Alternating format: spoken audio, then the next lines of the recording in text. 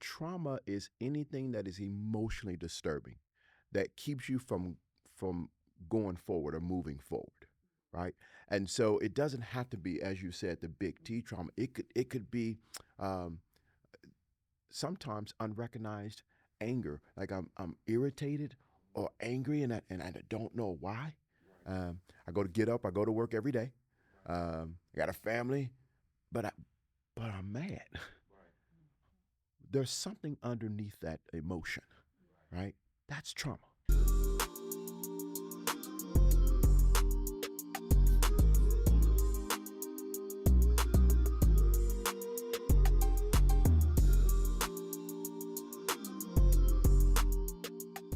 What's up? What's up? What's up? It's showtime. It's showtime.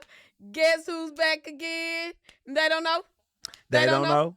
But they'll know as soon as we walk in. What's up? It's your girl Candace. This is my sexy husband.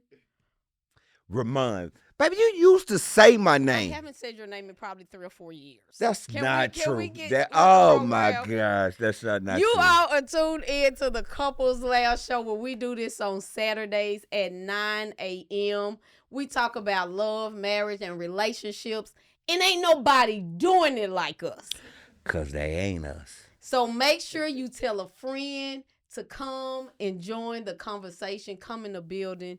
What the people need to do if this is their first time, This is baby? what you need to do. It's a little button right there that says subscribe. Hit that button. But if you don't hit that button, this is what I need you to do. Raise your hand up like this. Just raise it up like this. And then come down and slap your face. Hit the subscribe button, man. Why he gotta be handling y'all like that? Why is he handling y'all? And then hit that notification bell so you can get a signal whenever we post new content. Call a friend, text a friend, tell them to hang out with us on today. So, Yo, we got some guests in the building. we got some special guests in the building. You going to tell the people who we got, baby? Yes, we have Ronnie and Risha Somerville coming and hanging out with us. I'm going to tell you now, text a friend you don't want to miss the show because men hurt too. So that's what we're going to be talking about on today. And so let me give y'all a little rundown. Ronnie is a licensed professional counselor.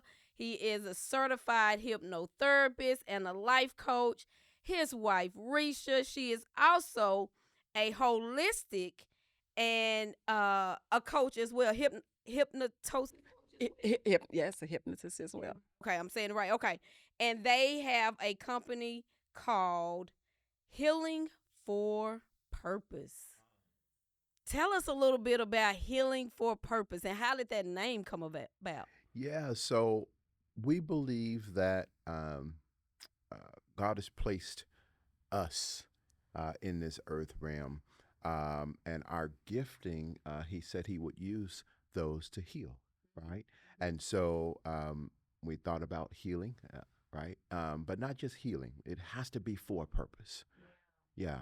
And so that's kind of how the name was birthed. We believe that God has given us a message to take into the world. And when we do that, we can coach people to ultimately what their purpose is. Okay. So let me ask y'all this. Yeah, we just finna jump right on into the show. Ain't gonna be no whole bunch of playing around because we about the business of God on today. But how did y'all connect with healing? Was it a part of your own journey and then God like used that to say, okay, now you done did this. I need you to go out and do that. Absolutely, because we recognize that one of the things that keep people from operating in the purpose and plan that God called for them is they have a lot of emotional things that are stuck that keep them from going the path that they need to, because the enemy comes to steal, kill, and destroy. And so one of the things that he comes to do is after the image that God created us. Yes. And so if he can deter the image that you were created in, the image and how you see yourself, then he can stop you from moving into your purpose. And so we recognize we want to coach people. We can't tell them what their purpose is Right. because only God can do that. Right. But we recognize that there's different things that's keeping them from Right. operating in it. And once they're healed from that, Yeah. that then they can really hear and see themselves Right. in the way that God created them to be. Okay. So I know on our call that we mentioned trauma. And I know that trauma is one of those things that block you. So shed some light on what trauma is, because I think a lot of people think trauma is the big T trauma, and not, they don't look at the little T traumas. And so shed light on what trauma is from a LPC, Yeah. or just what you've learned about it. Yeah. So um, I am a licensed professional counselor, and I was looking for a niche, right? I've always been in private practice. So it's like, but to be in private practice, you have to have a niche. What is that niche? And so I was kind of searching my heart, uh, and so trauma is the thing that stuck out with me. I mean, I had a really good growing up. We all had fun, and just a really good uh, upbringing, right? But the more I hear other people talk about their upbringing, it wasn't like mine, and I'm like, you know, why not? Or what did I miss? What was I shielded from, and why? Right? And so for me, trauma is anything that is emotionally disturbing, that keeps you from going forward or moving forward, right? And so it doesn't have to be, as you said, the big T trauma. It could be um, sometimes unrecognized anger, like I'm irritated or angry, and I don't know why. I go to get up, I go to work every day. I got a family, but I'm mad. There's something underneath that emotion, right? That's trauma, right?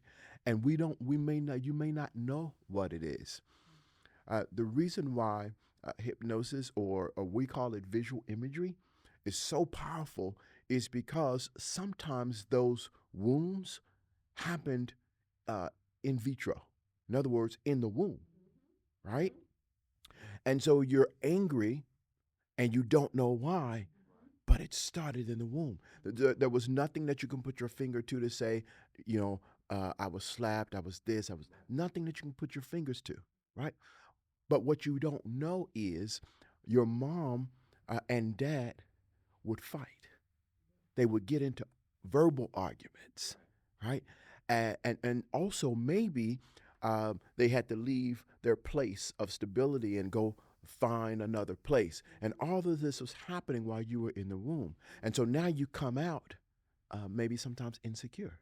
Why? Because of that transition that was happening. Mom didn't know where she was going to live. Dad, maybe he was traveling a lot, supported the family really well. But she had to figure all this out on her own. And so she was trying to make moves. But and so you come out feeling insecure, like you don't know, have a footing or you're grounding. And so all that is trauma. Yeah. And I'm so glad you said that, because people don't realize that it starts that early. It starts that early. And if it's never, most of the time, I think it's a little bit more common now where children are getting, their parents are putting them in therapy or seeing a counselor. But definitely for us growing up, no, no. And even it was a shock for me to even learn that I had a good childhood too. But when I started doing my healing work, I was able to point things out along the way that it might didn't seem bad then, but it absolutely did have an impact on me. And so when we talk about, I was telling Mon on the way here, where if we're talking about men hurt too, and I was telling him I had a friend who went to a conference, and a singles conference, and she was like, "It's about 700 women there and 2 men," and that's not an uncommon thing. Why do y'all think that men have a challenge with doing the work of healing? Well, obviously I'm not a man, but from experience, and I won't say any names, but because I think the stereotype that goes with what it is to be a male, that men don't cry, men don't do this, men don't do that. You have to be hardcore. And I think that stigma has just kind of, ran rapid, that they feel like, well, if I show this emotion, if I show any kind of vulnerability, then they're going to look at me like I'm weak. And so that's one of the things that we have to, debacle that myth, that to me, as a woman, you allowing me to share that space of vulnerability, that brings me closer to you, actually, you know. And so I think that from my perspective, I think it's just, just getting rid of that myth that being vulnerable and open is a sign of weakness, and it's not. So I'm gonna piggyback on that. When I do consultations, I explain that you know I'm what my beliefs are, but by no means do I put my beliefs on the person. But I think it's important that they understand what I believe. And here's what I believe. I believe um, that there's a God, and the Scripture says that He can be everywhere, right? But we also have an enemy. I call him Satan or the devil, whatever you want to call him, but he cannot be.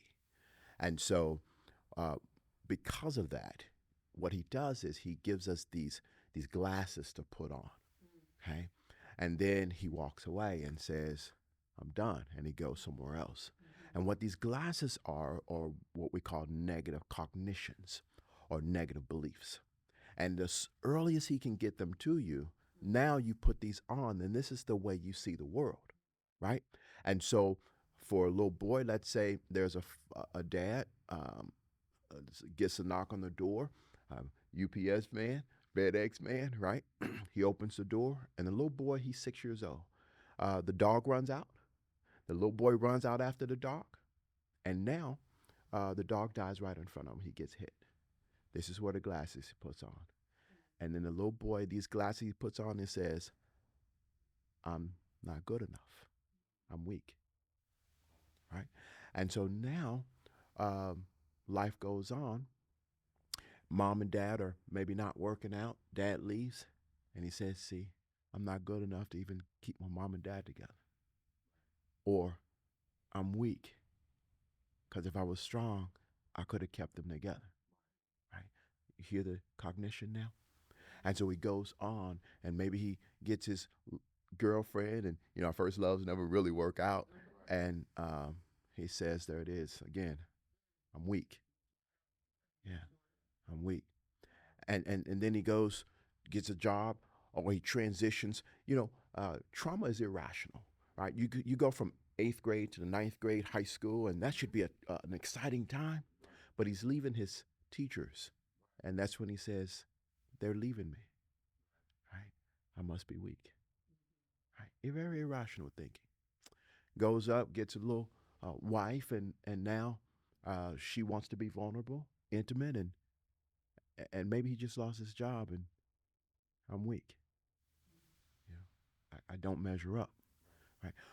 And then they come and see us, and maybe they're in their 40s, 50s, 60s, and we trace it all the way back to when you were 6 years old. That's when their cognition formed.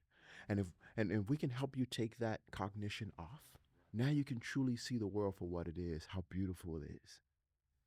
And that's what we do. Man, what he just said has me thinking about us, seeing the world how beautiful it is. We was actually having a discussion on the way here, and don't have to get into discussion. My wife wants to see the good in everything, and sees the good in everything. And I, nah, baby, nah, he's just, nope, he ain't no good. Nope, that ain't. I don't know. I just had to bring it up. I just had to bring that up. But here's my question: what is hypnosis?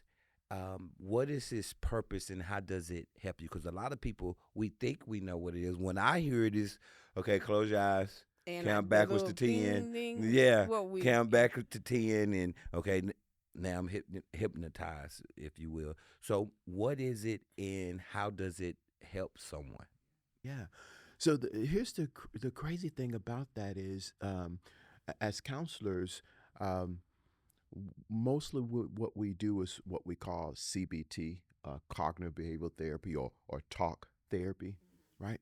But before that, it was actually hypnosis. Oh. Yeah. So what got away from So I being so believe it was common? Erickson. What happened was he was using the power of the subconscious mind for people uh, to be healed and to lots years ago. When the war, forget which war it was, but they didn't have the type of medicine that we have, and so they were actually doing hypnosis back then, applying tourniquets, being able to do surgery on people with no anesthesia, right? And the veteran or the army person or military was hypnotized to go through this surgery with no medicine, right? Way back then, way back when. So what happens is um, they started talking, and it's like, I don't know if that's really working. And so he was like, and so people started listening to that, and it's like, well, maybe it's not working. And then it's like, well, maybe I need to do something else. And so they started talking, and all of a sudden, talk therapy started. So if I can piggyback onto to hypnosis, and most people think of street hypnosis, like you were saying, okay, I'm gonna make you quack like a duck, I'm gonna make you, bark like a dog, and that kind of stuff. Well, really, hypnosis is just allowing, helping someone to. First off, they need to believe. They have to have expectation, and then focus. We do it all the time. Have you ever driving in your car and you kind of zone out? And then you realize you're at your destination, or you be like, dang, what you did, you were actually just in a state of hypnosis. You were so focused, your mind was so focused on something else. But so your subconscious was taking you where you need to go, but consciously you were thinking about something else. That's all it is. See, so that's one of the things that we have to kind of get the myth of that hypnosis is not what you see on TV. That's for entertainment purposes, but helping the person to really get in a state of focus where their subconscious mind is more so leading the way. We do it all the time, but we don't recognize it. But that is one of the instances. You could be driving somewhere and completely zone out. We call it zoning out. Or one of the examples my husband uses all the time. Maybe you've been watching TV or watching a movie, and you're so engrossed into that. Somebody say, Candace. Right, Candace. And then maybe that third time, Candace, oh, what? Right, Yeah. right. Well, your subconscious heard the first few times, but your conscious was so focused on that movie or whatever you were in that, and then it finally, that's all it is. It's just kind of focusing more on that subconscious and getting them to come together. So yeah. So as you all are talking, I went back to the name of your company, Healing for Purpose, and we all sit here today married. So this is gonna be two questions, and y'all take it where you want to. As married people, why do we need to heal? Whether you do your healing before or you decide to do it together, knowing that God has a purpose for each one of us individually as well as collective. So the importance of healing and doing your work. And I also, if y'all can touch on, because a lot of times we think about physical abuse or physical this, that, and the other. We understand how that makes trauma. But emotional, I don't think people really understand as children, emotional, verbal, or even as adults, how emotional and verbal abuse causes trauma in us. As educators, we see it in the kids. And then when you start talking to them about home life, you start understanding, now they're not being hit, but you hear how their parents talk to them. And it starts to shape their mind. So if you can talk about healing for purpose as a married couple and how possibly emotional or verbal abuse can cause the glasses as well. Let me start, and I know you want to pick it back. I also explain this, guys. The body was designed to heal itself. And I never have to try to convince anybody of that. You know that. I have a scar on my arm, and never once it needed stitches. It was bleeding, but never once did I say, "Okay, stop bleeding. Form a scab. Close." Never once did I do that. Why? Because it was designed to do it on its own. Our brains are the same way. We've been designed by God to heal on our own emotionally from all the emotional abuse or the things that we come across that we see. Maybe I was at a I was on uh, a street, and there was a light, and I stopped, but I saw a motorcycle make this left, and you know what happened? Yeah, somebody ran. It was two people on a bike, and I saw them both tumble. Right now, I was in my car. That's could be traumatic, right?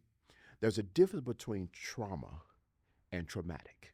Many of us go through traumatic events and or experiences, but trauma is what is actually inside of us. Trauma is a very physical thing, and it gets lodged in our bodies.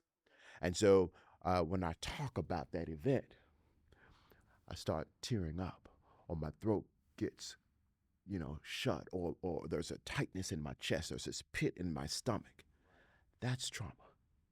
That's how you know an event has caused, or a traumatic event has caused trauma, because it's stuck in your body, right? And so what we do is we allow the release of those emotions to be, because it has to escape.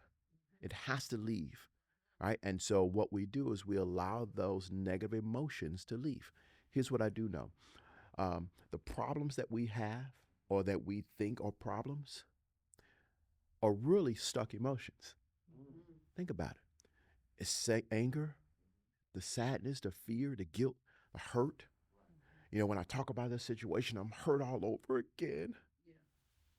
Hey, that's trauma that's lost in your body.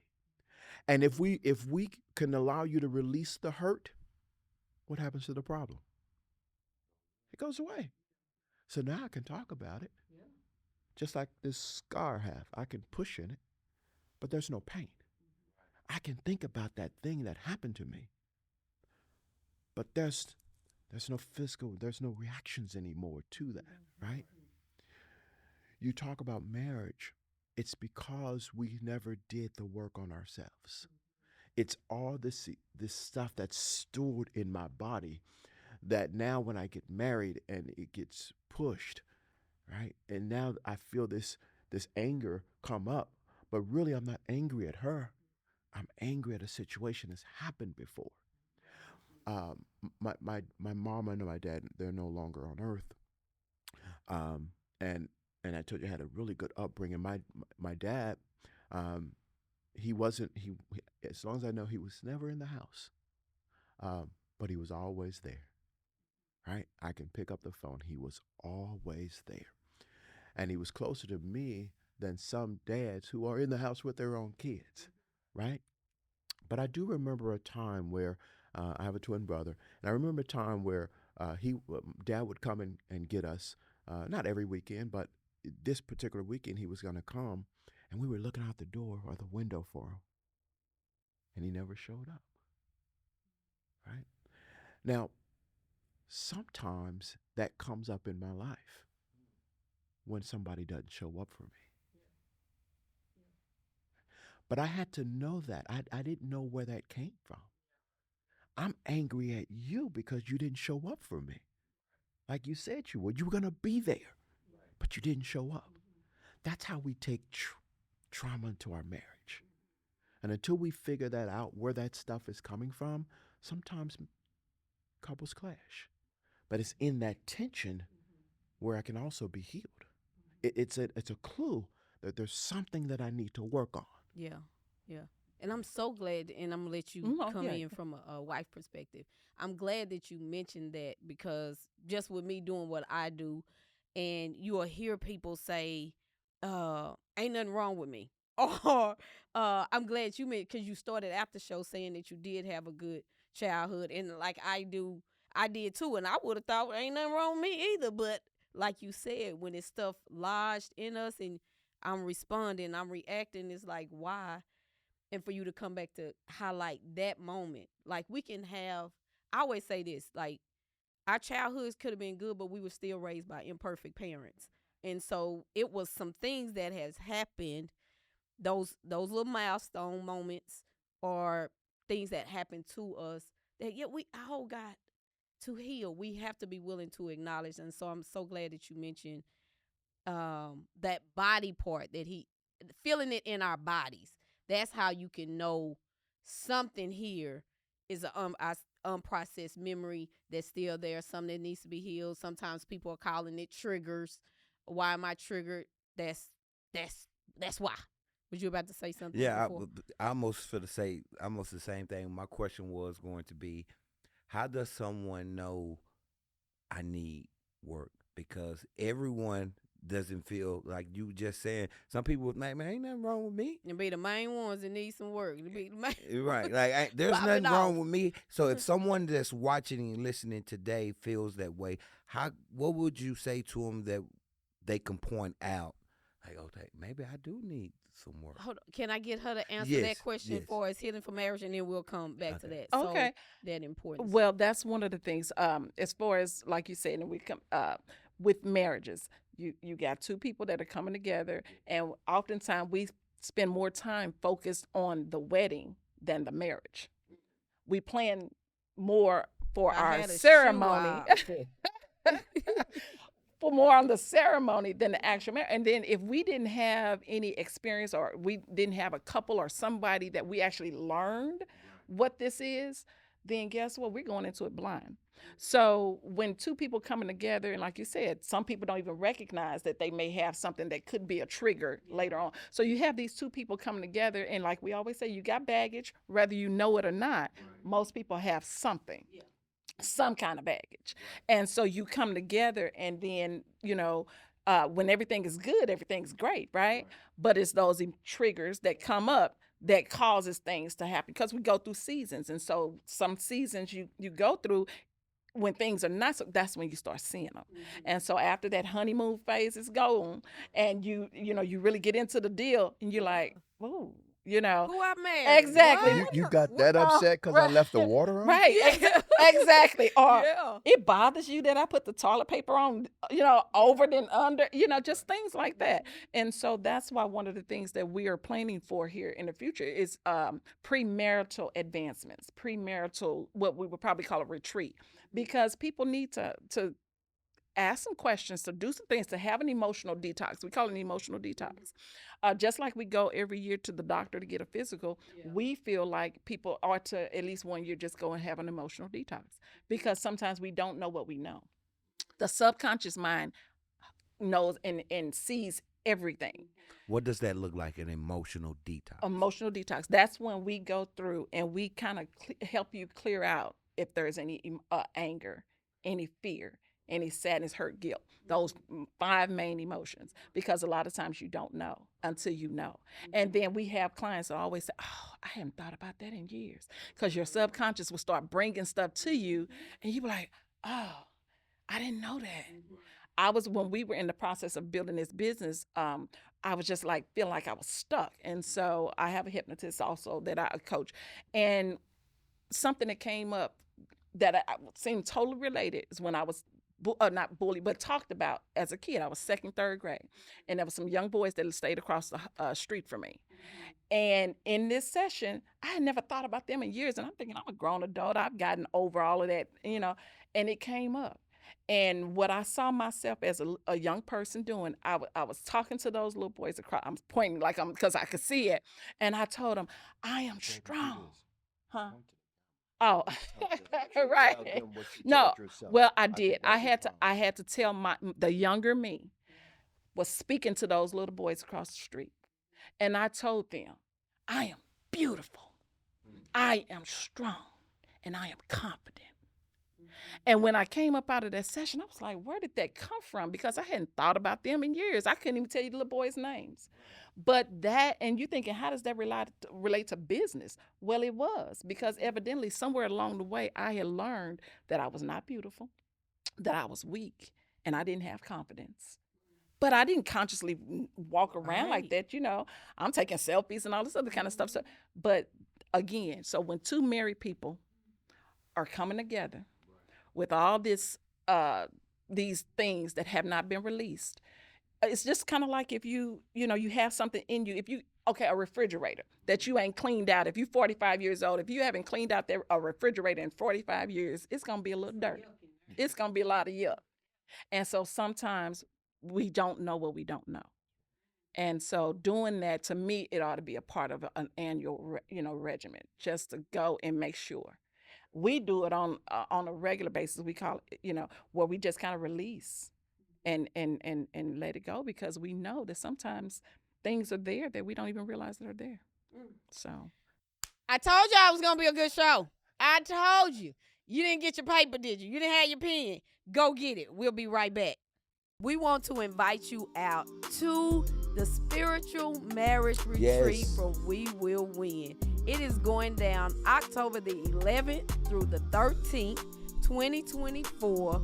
You want to be in the building, baby. Why do Yes. they want to be in the building? Say, man, to reconnect, to experience your why. You're going to be at a beautiful location, Beautiful. Friday through Sunday.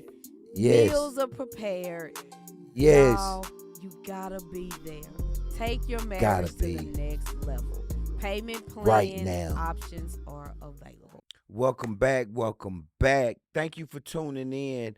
I'm gonna just jump right in. I'm We just got Ronnie and Risha in the building. okay, If yes. you missed the first 30 minutes, Okay. you are still able to get the last 30. You can go back and watch the other ones Yes. later. Okay. This might be the last time I bring us back in after that. I'm sorry, baby. I'm sorry. Okay, so I'm gonna go back to the question. Somebody's watching now. Man, I had a good childhood, or man, I done dealt with that before. I'm tougher than that. I don't need no help. How do they know? Okay, maybe I do need some help.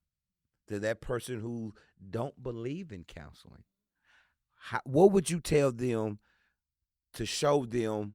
Okay, maybe I do need to talk to someone. Two easy questions. How are you showing up for yourself? Do you like the way you show up? Right? The second question I would say is, do other people like the way you show up? So when you come in the room, do you disturb the vibe? Do you throw it off? Or even with your own self? Like you're sitting down and you're watching TV, but you're not settled. Something in you is off. Like that's when you know that there is something, good childhood or not. Like life is going great, but when you get by yourself, something just don't feel right, or I don't like the way I'm showing up for me. It sounds to me that, listen to the three of you, everyone needs counseling, no matter what. Yeah. There's something happen in your life to where you should at least talk to someone about it. Would you agree with that? Yeah. I started off as a traditional therapist, what people know as just a talk therapist. And then I started aiming for, I'm seeing all these things come up in people. And I was like, there has to be a way to help people through what they've gone through, right? And we've learned different modalities for trauma like EMDR, eye movement desensitization and reprocessing. Learn techniques such as ART, which is accelerated resolution therapy. Um, and then I was like, well, I kept saying there has to be a faster way, right? There's this cognitive processing where you talk about the trauma that you experienced, and then they have you write about it, and then read it, and I'm like, I do not ever want to put a client of mine through that, right? To have to relive that. The other thing, when you do that, it's what we call vicarious trauma. So the therapist is traumatized because he's listening to all this, right? And so I was like, there has to be a better way. And that's when I found other modalities. And I kept saying, okay, there has to be a faster way. And then this is where we found hypnotherapy, right? We coined it as imagery reconciliation or reconciliation processing, right? Because again, um, we use creativity uh, for everything, right? And our brains are just or were designed to be creative to heal us or get us out of whatever we've gone through. Okay, if our brain heals us, what man? And I'm playing devil's advocate. Why I need try? I didn't heal myself, bruh. I didn't heal myself. So, cause I promise you, someone is thinking that. I'm fine. I done healed myself. So why I need cancer? What makes you think I need cancer? Because why haven't I healed myself? Several reasons why. So we talked about getting into this state in order for your brain to. It don't just automatically do it, right? It's been designed to heal, but it doesn't just automatically do that. Now, how does it do it? It does it in what we call REM sleep. When you get into this stage of sleep where you're dreaming dreams. But many of us can't get to that stage often enough. Because we Why? ain't settled. Because we can turn our brains off, poor sleeping habits, medication, many reasons why we can't get to that state often enough. And what we do is we trick the brain into thinking that it's in that state. And then it begins to do what it's been designed to do, right? And it's kind of like what we said about focus. Sometimes, like, so with those five main emotions, anger, fear, sadness, hurt, guilt, we when you're in the setting, it's called timeline therapy, where we kind of get you to start thinking, but just checking your life to see, okay, are there any things that cause you anger? You know, and you just kind of go back as far as you can remember, just go through your life and something that may be unresolved. And even though somebody say, well, I've healed myself, well, I'm a reflective thinker. I'm always checking, why am I feeling this way? Why, most people don't do that. So it's not that it's impossible for them to do it on their own. But again, most don't. Because the last person we really want to think about is, we want to point out the faults in others, but not in ourselves. So we take them through each of those. And sometimes, like I said earlier, the subconscious will bring something up that you hadn't even thought about. Well, if it brought it up, it's because it hasn't been resolved. Yeah. Okay. I want to hit something that Ronnie said before we move on. I have another question that popped in my head while I was in the restroom based off our conversation that we had on the way here. But he mentioned how we show up. And I want to say this because sometimes we can lie to ourselves about how we showing up in spaces. And there was one, I haven't done it in a while, but I'm going to encourage you to do this. And also you can have a lot of people in your life that's not truthful with you on how you showing up.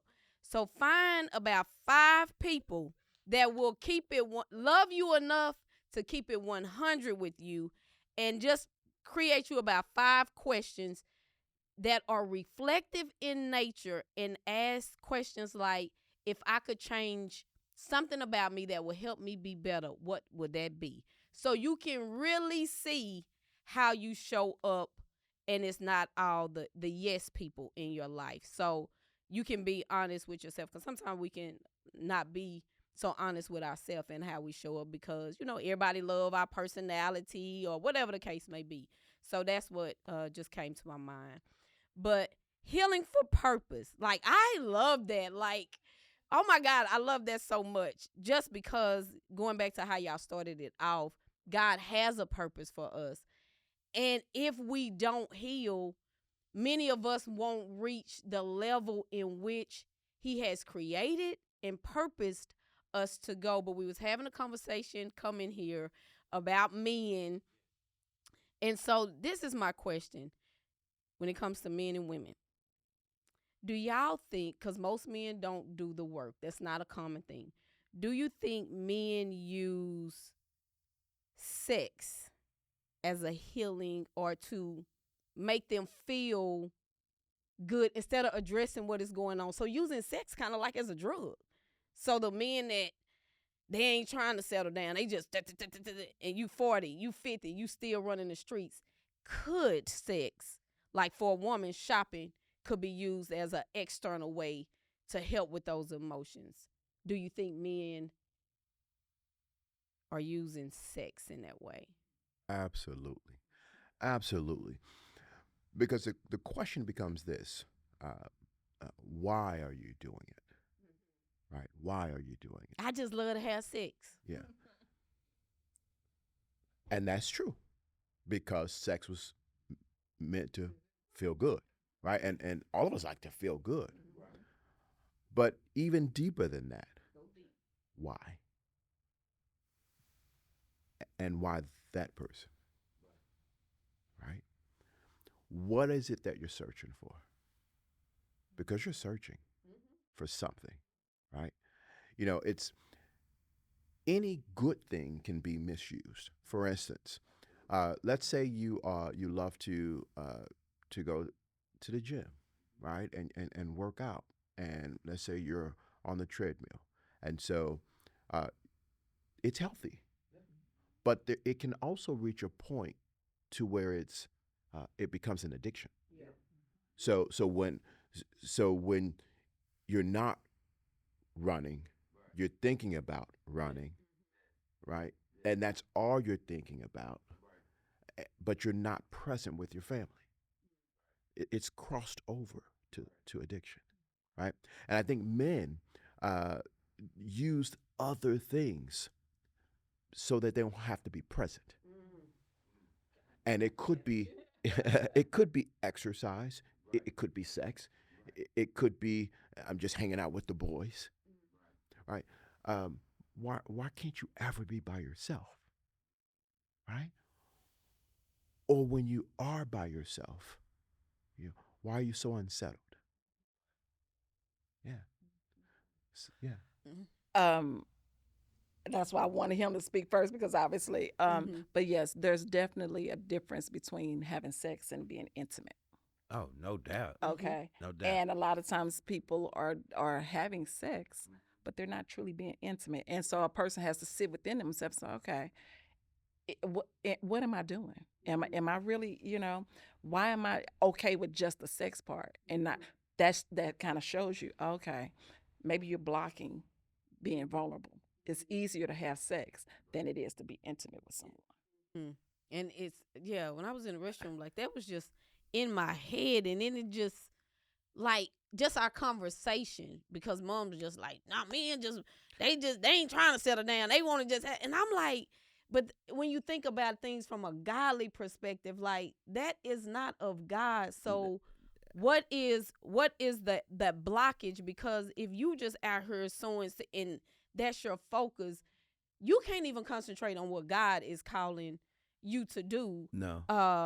And then I was looking at Dr. Miles Monroe last night, and he said something that God gave men his name as Father, and how big that is. Right. And it's just like, I don't know, just last year, God just kept showing me like our men have to heal, not just for, mainly for our families, because if you can heal the family, you can change the world. Right. And so, what do you say to the men? What would your message be to the men that have purpose but don't want to heal? And that's the thing though. Even in that statement that he gave us his name as Father, you know, if you haven't done the work, even that statement makes me retreat. Why? Because remember, I go back to these negative cognitions. Usually it starts with words like I am or I am not, because I'm not good enough. I'm a mistake, right? I'm not safe. I'm I don't measure up, right? And so when you say, "Hey, man of God," I don't measure up. If you really know what my thoughts are, right? If you really know what I did last night, and so that takes, as my wife said, some vulnerability to be able to say, um, "This is where I am," so that I can measure up, so that I can not feel this way, right? You get tired of being tired. And that's when you can finally get the help that you need. I'm tired of just hitting the wall. I'm tired of not getting ahead. I'm tired of getting ahead and I'm the only one on the top and nobody else is around. I make good money, but I'm the only one here. What was it for then? Right? Because family is important. But so many families have issues. It's like this. Sometimes our negative behaviors, even from our negative behaviors, we're getting benefits out of it. People eat and they overeat, Yeah. and they know they overeating, Right. but it's like I'm still getting something out of it. It's Yeah. comforting me. Yeah. So because it's still I'm getting some kind of benefit out of it, then you know what? I'm gonna keep overeating Right. until we deal with what is. So again, a person just has to be willing to just say, okay. And I love what you said. Have some people around you. Have them honestly tell you. That's hard. Because I think a lot of us, we have people around us, or to me, which is worse, the silent people. The family members who, I know he wrong, I know she wrong, but I ain't gonna say nothing because that's them. And I see it a lot with people, and it'll be on their face that she wrong but won't say nothing. Yeah. I prefer people around me. Man, you tripping. Man, what the hell wrong with you? I may not feel good at the moment. You may be a little upset, but I appreciate those people in my life. Yeah. And I don't think we have a lot of people don't have enough of them people in your life. That's why having couples retreats or couple advancements. Go on and talk about it, because we got a retreat October 11th and 13th. Talk about the retreat. That's Talk about a retreat. That's why that is so beneficial, because sometimes you need a third person or outside to kind of create the atmosphere for that kind of discussion to happen, because we have so many yes people. Some, as I call them, bobbleheads, that would just, oh, well, yeah, but they'll talk behind your back. They won't say it to your face. They'll talk behind your back. But sometimes, even as couples, we need to have that time where you go and you get that advancement, get that opportunity to have some of those difficult discussions, or just that time where you even coming together and talking about planning okay, what's the next year of our family and our marriage and our business is going to look like, because you got to be able to do it in a safe space. If you can't do it with your mate, Yeah. who can you do it with? And see, the person has to be in the place to receive it. Exactly. Because I can tell you that, but ain't nothing wrong with me. You tripping. Right. You won't receive it. Yeah. So But I think we say too, if you're hearing that, right, that's an indicator. Yes. That's one of the. Yes. That's it. I don't need no help. That's Yeah. it. Okay, say that around some people and see how they look when you say it. Absolutely. Right. I mean, that's an Absolutely. indicator. Absolutely. I'm good. I don't need to talk to anybody. And that's Right, again, people get- that's one of the reasons why I kept saying, like, we kept moving to something. There has to be a faster way. Has to be a faster. Has to be a faster way. Right. Because we know men don't like to talk. No. Well, when you get in session with us No. and we do therapy, Yeah. hypnotherapy, you don't talk. Right. You don't even have to talk. Right. Right. We also use modern technology. It's called ISIS. It's microcurrent neurofeedback. And so what this does is it's a box. It's a relaxation device. Okay. And what we do is we put sensors on your head Okay. or the head area region, and the currents begins to reset, rebalance, and retrain the brain. Because our brain is a computer. Yeah. Right? And so at some point, all computers have to be rebooted. Yeah. Well, when have you had a reboot? Right. You 40-something, 50-something, 60-something years old. When have you rebooted? Right.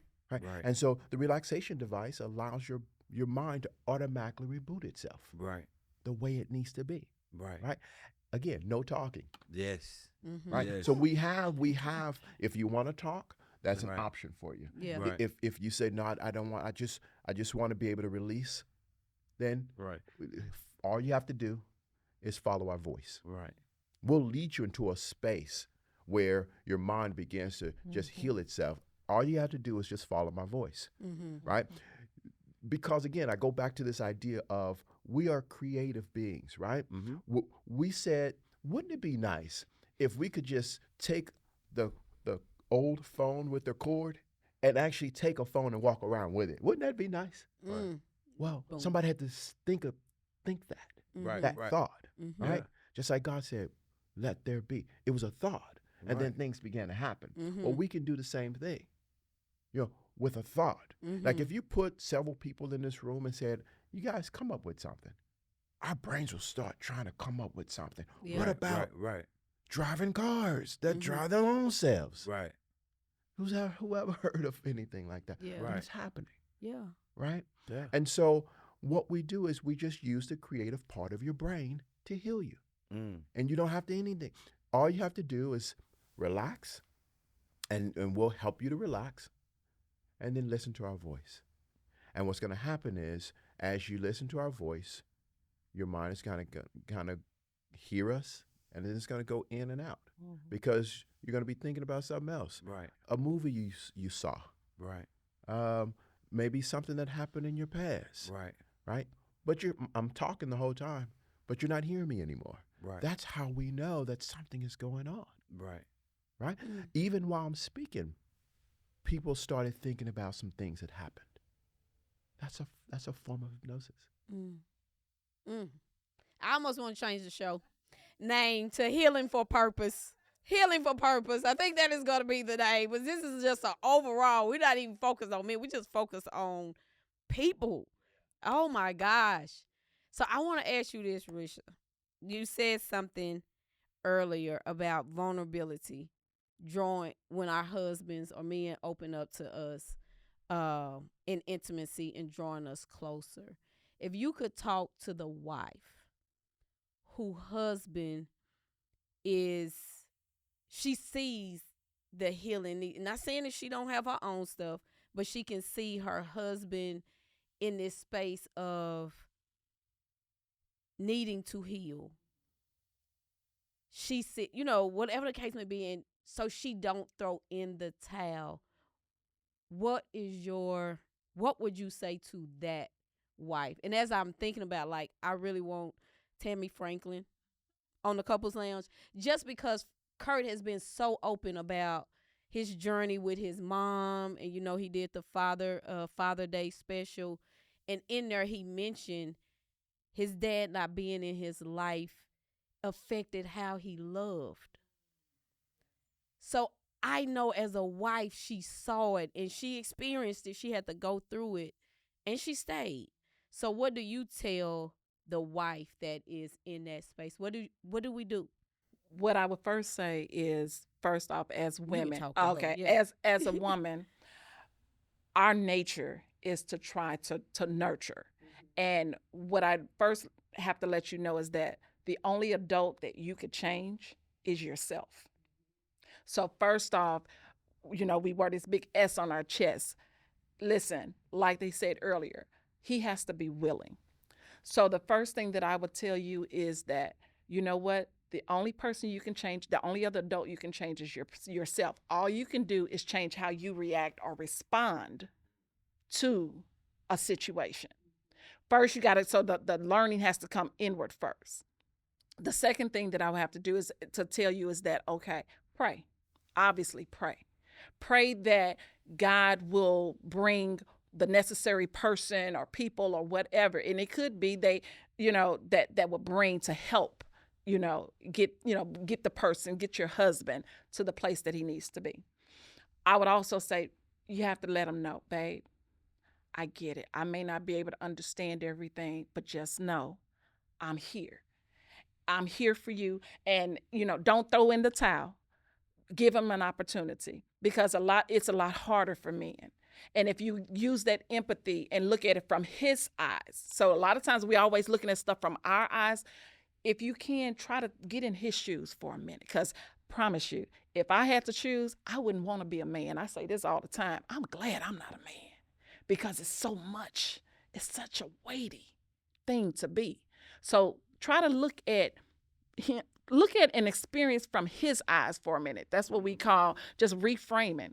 If you could be a butterfly on the wall when y'all are having some of the discussions, and you're looking at not only him, but looking at you and then seeing you through him, ask yourself, am I doing what I need to do to create an environment that allows my husband to feel vulnerable. Because a lot of times we don't. Mm-hmm. And we don't want to talk about that Yeah. part. Yeah. We nagging and he's out there doing whatever he's got to do, dealing with what he has to do, and then he comes home and he has to deal with it again. So we have to start with ourselves. And I know that doesn't, like, but that don't sound. Listen, that's where it starts first. You got to deal with you and how you react or respond to that. Just a little simple things like, okay, somebody may have like the air, the house cooler than another, and y'all might fight over, if Get it's too out of right, house. it's too That hot, it's was too us cold. back in the Okay, day. Oh it's my too hot or it's God. too cold. Well, I had to learn. Okay, you know what? That person likes it a little bit cooler than I. What can I do? Because I can't change them. Yeah. So what can I do? Okay, I can put on some socks, or I can bundle up. Just little things like that. Yeah. On how I can. If we start all taking, what we can do instead of trying to change the other person, Oh man. that changed the dynamic. Yeah. And then when you got two people that are coming together and they're looking like, okay, what can I do to better serve my mate? What can I do? Yeah, we are different on this, but what can I do to change how I react or respond to the thing that I don't like? Right. Start there first. Yeah. So pray. Just, let them know, babe, I understand. I see that there's something. Because I have a situation where that was the case, but unfortunately, the person wasn't willing. Right. I The knew it was husband? something. Yeah, wasn't the husband had some things there, Mm-hmm. and and the wife just can sense it. You know how we know it, and Yeah, I know yeah. her, Mm-hmm. but the husband just was more stubborn. That Right. pride goes before the fall. Right. So men, if you hear me, pride goes before the fall, and unfortunately, this young man passed away at the age of 49. Mm. And we really feel like it was because he All just the held stuff. in all All the the stuff stuff. all these years and refused to, even when his body started giving signs of it, he refused to go to the hospital. I'm going to be okay. I'm going to be good. And unfortunately, when he did go to the hospital, was in there 6 weeks, got out, but soon thereafter he passed away. Mm. And the wife felt like, I don't think it had to be. And I said, you know what? That's it what did. happens. When you Yeah. don't deal with your emotions, it's going to come out in a physical way. It's going to turn inward on your physical. Mm. And a lot of people are passing away early when they don't have to. Mm. Right. Oh. Yeah. Can you talk about that right there? The physical. Mhm. I always say this: if you want to know something is going on, start looking at what your body, Yes, because indeed. our body talks to us. And a lot of times, some people, Sean and Lynette told we had to do the strength finders things, and so they kind of told me based off my beliefs, or one of my things is like people gonna think like you just so futuristic. You just I don't care what I don't care, but I know that our body talks to us, and it's not just that just hurt. No. Based off what you said about just how God made our body. So can you talk a little bit about when you start seeing things going on in your body, what it could be saying to you? Yeah. Let me say something that she Absolutely. said, because I kind of sensed where when she was talking to wives or women, and she mentioned that it's cold and maybe you could slip on some socks or put on some, and then the question was this: why do I have to be the one to always do that? Yep, that is. Right? Why do I have to be the one to change or do that? And here's what I would say: because God needs someone in you to be able to speak through or to get the message through, right? And so here's the thing: from a husband's perspective, I may have missed the fact that you were so cold, but then I see you layering up and you putting, socks on and hoodies on and all that. I can see that now, right? And I don't want you in this house having to look like that or feel like that. Right. So now, guess what I do? I go and adjust, right? But if you didn't want to put that on because you don't be the one to have to change, Right. then it never could have reached me, to be sensitive enough, Right. to be able to change. Now, to go to answer that question, our bodies, they turn inward on us, and so you'll have all kinds of ailments or problems, Mhm. when you start seeing things like high blood pressure, when you start seeing digestion issues, um, when you start having gut issues or pains that you can't, headaches, unexplained pains and ailments, then this is an indicator that there's something going on, right? And it doesn't always have to be. It could be generational, but it could also be because there's an emotion that's stuck Mhm. that you're not dealing with. Mm-hmm. That's why when you go to the doctor, they keep saying they can't find anything. Like your test came back okay again, But you keep seeing. Right, but you right. know that you keep saying, but there's something. I know Nah, there's it's something something. wrong, Yeah. Yeah, right? Maybe you're losing weight or unexplained weight gain, right? There's something going on. Yeah. Maybe it's emotional. Mm. Mm. Yeah. Men, maybe it's emotional, but you don't want to say anything. Mm. Right. Yeah. And that, oh my God, he done gave me a sign, and it's another 2-hour one. You know, This is it's another 2-hour one. here's another indicator. Uh, when you eat at night and then you have to go suck on some Tums before you can go to bed to make sure that your food settled, that's not normal. Or when you're waking up because you feel the food coming up, that's not normal. Maybe that's an indicator, right? And so again, digestion issues, gut issues, headaches, um, high blood pressure. All these things are indicators that there could be an emotional issue. And it, when you directed that to the men, I just think about not you that men are not even comfortable talking to their wives about the stuff that they are experiencing when she is the helpmate, when she can say, Right. "Oh, baby, you going through that? You need to do that." So many men are suffering In in silence. silence with their Yeah. emotions, with they having these body elements, and they're not speaking to their wives, and then some people end up dying, and it's like, well, what happened? Well, he was healthy. I know he didn't. No, you don't know what he was experiencing. Right. And I'm just thinking about somebody who their husband had a heart attack, and well, nothing wasn't wrong with his heart. You don't know that because he might not have been even sharing it. Right.